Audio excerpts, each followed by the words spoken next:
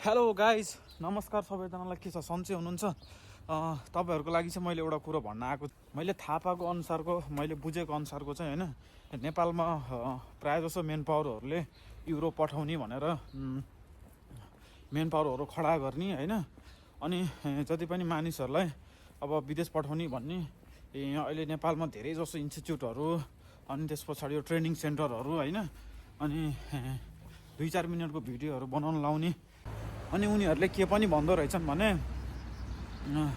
यो भिडियो पठाएपछि 2-4 मिनटको भिडियो बनाउने, उनीहरूलाई यो भिडियो पठाएपछि सेलेक्सन हुन्छ, सेलेक्सन भएपछि वर्क पर्मिट आउँछ, छिटै हुन्छ, यताउति भन्दो रहेछ है।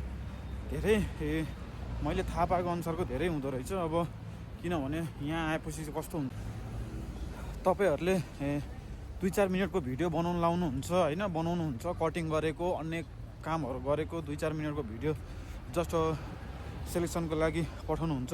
यहाँ रोमानियाको साहुहरूले के सोच्छ, यसलाई आउँदो रहेछ, यसले काम गर्दो रहेछ भन्ने सोच्छ 2-4 मिनटको भिडियो हेरेर।